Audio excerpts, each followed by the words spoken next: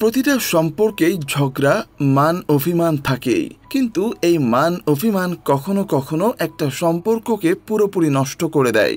ঝগড়া হলেই দূরত্ব বাড়ে, আর এই দূরত্ব দুজনের প্রতি দুজনের ভালোবাসাকে ধ্বংসের পথে নিয়ে যায়, আর এসবের শেষ পরিণতি হয় খুবই করুণ। এমনই একটি কাহিনী নিয়ে নির্মিত শাকিব খান, দর্শনা বণিক অভিনীত অন্তরাত্মা মুভিটি।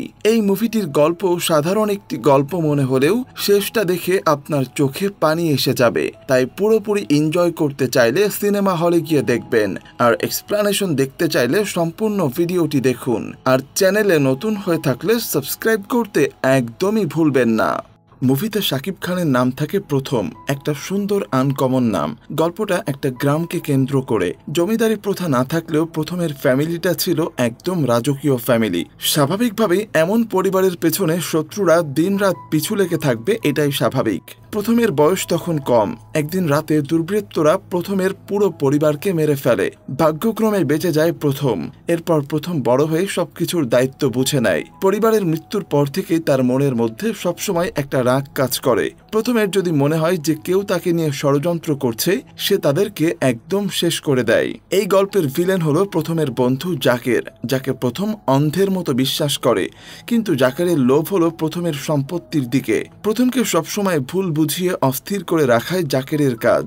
তাই দেখা যায় এত অর্থ সম্পদ থাকার পরেও প্রথমের মনে শান্তি ছিল না। মাঝে মাঝে সে একটা আপনজন, একটা পরিবারকে মিস করে। এরপর হঠাৎ একদিন প্রথমের চোখে পড়ে তার গ্রামেরই একটা মেয়ে রূপকথার উপর। এই মুভির নায়ক নায়িকার দুইটা নামই আমার কাছে বেশ ভালো লেগেছে, এমনকি নায়িকাটাও বেশ সুন্দরী। রূপকথার চরিত্রে অভিনয় করেছে দর্শনা বণিক। মুভিটিতে তার ন্যাচারাল লুক দেখতে খুবই মিষ্টি লাগছিল, আর সাথে শাকিব খানকে দেখেও বেশ সুন্দর লাগছিল। যাই হোক, রূপকথাকে দেখেই প্রথম তার প্রেমে পড়ে যায়। রূপকথা সেদিন আম কাটা ছুরি দিয়ে কিছু ছেলেকে ভয় দেখাচ্ছিল, আর প্রথম দূর থেকে সেই দৃশ্যটা দেখছিল। সেদিন আর দুজনের কথা হয় না। এরপর ওই গ্রামের একটা মেয়ের সাথে প্রথমের বন্ধুর বিয়ে হবে, তো প্রথম বরযাত্রী হিসাবে বিয়েতে যায়। তখন দেখা যায় রূপকথা মেয়েটা কোনে পক্ষের হয়ে গেট বন্ধ করে দাঁড়িয়ে আছে। সেখানে গেট খুলে দেওয়ার জন্য দরদাম চলতে থাকে। এ সময় প্রথম লাখ টাকার একটা বান্ডিল দিয়ে দেয়, যে ব্যাপারটায় রূপকথা খুশি হয়ে যায়। এরপর থেকে দুজনের কথা বলা, একসাথে ঘোরাঘুরি করা শুরু হয়। এরপর একদিন প্রথম রূপকথাকে দারুণভাবে প্রপোজ করে। সে রূপকথাকে বলে যে আমি একটা অগোছালো মানুষ, আপনি আমার দায়িত্ব নিবেন। এর মধ্যে রূপকথাও তার প্রেমে পড়ে গিয়েছিল। সে চাচ্ছিল প্রথম যেন তাকে প্রপোজ করে। রূপকথা রাজি হয়ে যায়। দুজনের প্রেম জমে ওঠে। এবার প্রথম রূপকথাকে বিয়ে করতে চায়। প্রথম তার বন্ধু জাকের ও তার ম্যানেজার চাচাকে নিয়ে বসে এবং প্রথমের ভালো লাগার কথাটা জানায়। জাকের তো চুপ করেছিল, কারণ সে চাচ্ছিল প্রথমকে সরাতে পারলেই সবকিছু তার। কিন্তু এখন আবার আরেকজন আসবে। যাই হোক, প্রথমের চাচা বলে যে এই বাড়ির জন্য রূপকথা একদম উপযুক্ত। কিন্তু ওদিকে দেখা যায় রূপকথার মা এই বিয়েতে রাজি না।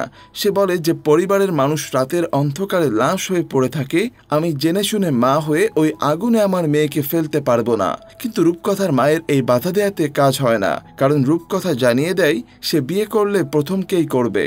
এরপর রূপকথার মায়ের অমতে নিজে থেকেই প্রথমকে বিয়ে করে নেয়। পূর্ণতা পায় দুজনের ভালোবাসা। প্রথম রূপকথাকে কথা দেয়, তোমাকে শুধু আমি স্পর্শে রাখবো না, রাখবো আমার শক্ত বাঁধনে। অনেক আদরে, অনেক মমতায় দুজনের দিনগুলো স্বপ্নের মতো কাটতে থাকে। ছোটবেলায় পরিবার হারানো প্রথম নতুন করে সুখের দেখা পায়। ওদিকে ঘরের মধ্যেই ঘাপটি মেরে থাকা প্রথমের বন্ধুরূপী শত্রু জাকের ঠান্ডা মাথায় প্ল্যান করতে থাকে কিভাবে দুজনের মধ্যে ঝামেলা বাঁধাবে। তাকে বলতে দেখা যায় সিংহ আর আসন দুইটাকে নিয়ন্ত্রণে রাখতে হবে। প্রথম রূপকথাকে বিয়ে করার পর কিছুদিন ভালোই কাটছিল। এরপর জাকেরের প্ল্যানে প্রথমের ব্যবসায় লস হতে শুরু করে। জাকের শ্রমিকদের আন্দোলনের জন্য উস্কে দেয়। সব মিলিয়ে তালমাটাল অবস্থা। আর এই অবস্থার জন্য জাকের প্রথমকে বলে যে তার বউ রূপকথা এসবের সাথে জড়িত থাকতে পারে, কারণ রূপকথাকে প্রায়ই প্রথমের ব্যবসায়িক পার্টনারদের সাথে কথা বলতে দেখা যায়। ধীরে ধীরে রূপকথার প্রতি প্রথমের সন্দেহ বাড়তে থাকে এবং দুজনের মধ্যে টুকটাক ঝামেলা হতে থাকে। ধীরে ধীরে দুজনের মধ্যে ঝামেলাটা চরম আকার ধারণ করে এবং প্রথম রূপকথার সাথে কথা বলা, একসাথে থাকা বন্ধ করে দেয়। দুজনই কষ্ট পাচ্ছিল, কিন্তু কেউই নিজে থেকে সমাধানের চেষ্টা করছিল না।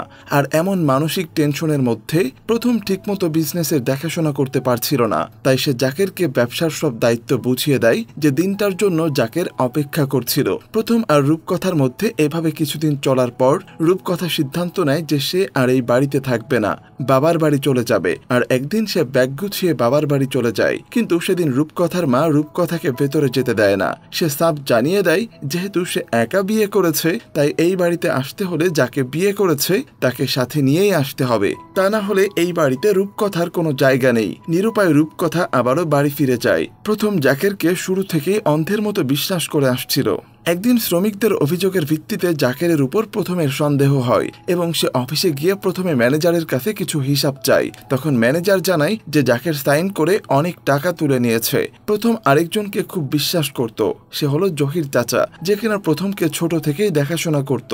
সেও প্রথমকে কিছু ফাইল দেখায় যেখানে জাকেরের দুর্নীতির স্পষ্ট প্রমাণ রয়েছে।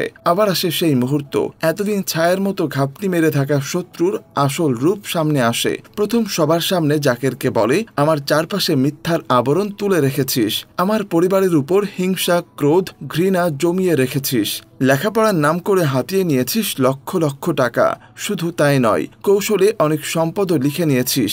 আচ্ছা, কি দেই নাই তোকে? রাস্তা থেকে তুলে এনে রাজপ্রাসাদে বসিয়েছি, সামাজিক মর্যাদা দিয়েছি, ভাইয়ের অধিকার দিয়েছি। প্রথম দলিলপত্র রেডি করে রেখেছিল এবং জাকেরকে বলে যে গোপনে যা যা নিয়েছিস সব ফেরত দে, সই কর।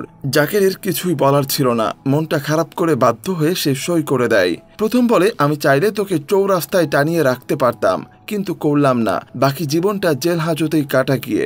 জাকের উঠে চলে যায়। এরপর আবার কি ভেবে দাঁড়িয়ে যায় আর বলে যে তুই আমাকে জেলে পাঠাবি, এটা ভাবতেই আমার ভয় করছে। ভয়ে আমার গলা শুকিয়ে যাচ্ছে, আমার মাথা ঘোরাচ্ছে, এই যে দেখ আমার হাত থরথর করে কাঁপছে। এবং হেসে বলে, এটা কোনো সমস্যা না, কিন্তু সমস্যা একটাই, আমি বন্ধু দুই মুখ বিষধর সাপ। আর সাপ কি করে জানিস তো?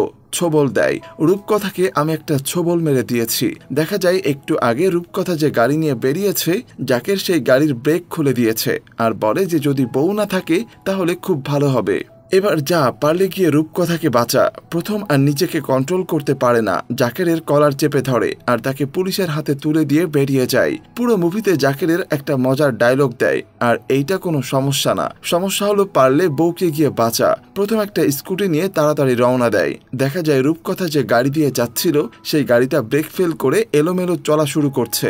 প্রথম দূর থেকেই সেটা দেখে, কিন্তু কিছুই করতে পারে না। আর রূপকথার গাড়িটা একটা হোঁচট খেয়ে উল্টে যায়। গাড়ি থেকে আহত অবস্থায় কোনো মতে একটু একটু করে বেরিয়ে আসে রূপকথা। আর প্রথম স্কুটি ফেলে দৌড়ে রূপকথার কাছে চলে আসে, কিন্তু ততক্ষণে রূপকথার কোনো সাড়া নেই। প্রথম কান্না জড়িত গলায় খুব করে রূপকথাকে ডাকতে থাকে, কিন্তু সেই ডাকে রূপকথা আর সাড়া দেয় না। প্রথম এবার তার ভুল স্বীকার করে আর বলে যে আমার অনেক বড় ভুল হয়ে গেছে, একবার তাকাও না আমার দিকে, তুমি না আমার দায়িত্ব নিয়েছিলে, সারা জীবন আমার পাশে থাকবে বলেছিলে, তাহলে আমাকে একা ফেলে কেন চলে যাচ্ছ? এত বড় শাস্তি আমাকে দিও না। রূপকথা, তোমায় ছাড়া আমি বাঁচব না রূপকথা। হঠাৎ প্রথমের কাঁধে একটা হাতের ছোঁয়া, প্রাণ ফিরে পেয়েছে রূপকথা। সাথে সাথে প্রথমের মুখে হাসিও যেন প্রাণ ফিরে পায়। আর এখানেই মুভিটি শেষ হয়ে যায়। সম্পর্কের মধ্যে টুকটাক সমস্যা সবারই লেগে থাকে, কিন্তু সমস্যাকে বড় হতে দেওয়া যাবে না।